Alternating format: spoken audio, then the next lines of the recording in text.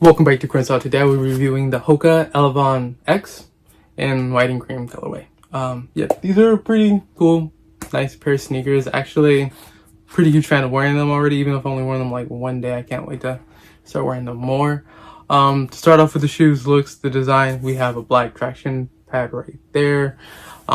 We have what we can see is the first layer of the dual density foam that they use here. Then when you go up to the midsole, you see the same like foam that was kind of shown on the outsole, peeking through a little bit behind the black traction, showing here on the sides.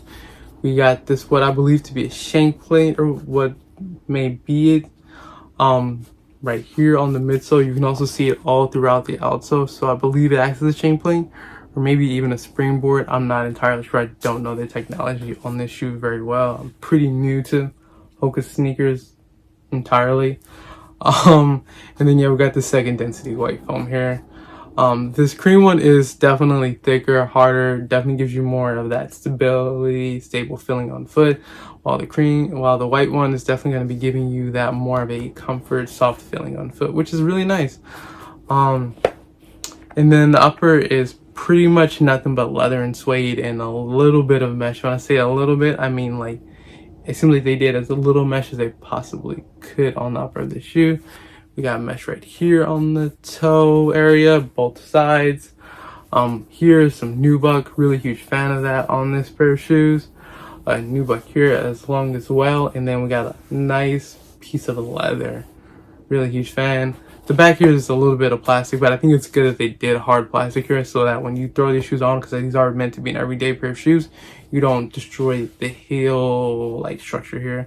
I've seen a lot of companies do that with the shoes where the back heel is really soft and it fucks it up, such as the New Balance 2002 Rs, New Balance 1906 Rs, just to name two right off the top of my head that I've had bad experience with that. So really glad that they did that, so you can't just fuck up the shoe just throwing your foot in there and just wearing it how people wear shoes.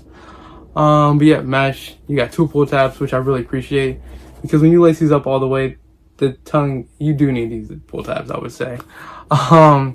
You got this very breathable mesh on the tongue, and then leather right there on the tongue, right where you can have the laces go through the upper part, just so it all stays together. But yeah, otherwise, shoes are really nice. I got my pair in the US 13, CE 48, UK 12 and a half, and then a woman's 14. I'd recommend you going true to size. They felt pretty good. They are a little bit wide, but I kind of really appreciate that. It was really nice stability on foot. It has a natural rock, so when you're like in your step, you just like rock into your next step, and it felt really good, just like going around running errands, doing stuff in them.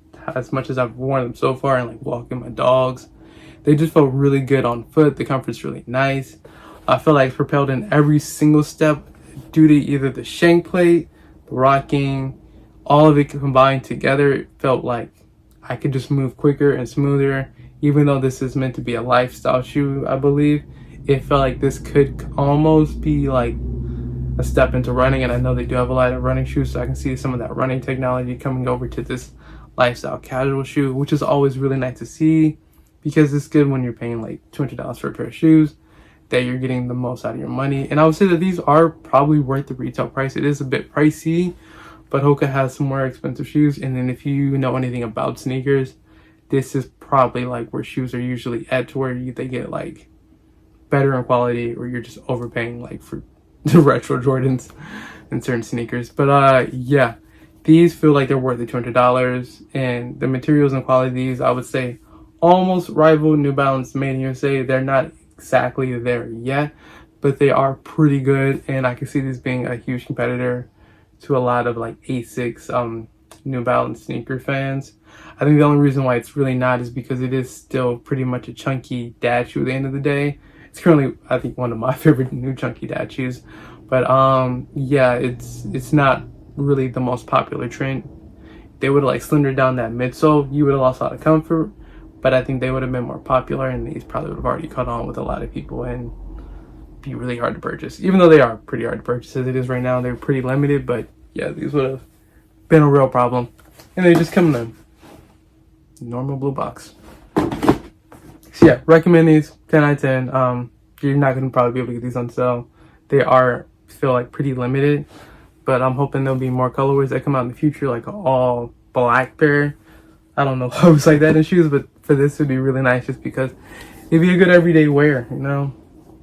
I'm already starting to see some markings on my pair, like here and like other different spots, just from normal wear and tear, just like what happens when like living in a pair of shoes, like marking there. So yeah, nothing too bad, but overall really awesome pair. If you like this review, leave a like, comment, subscribe, and yeah, all the YouTube stuff. Hit the bell so you don't miss a video.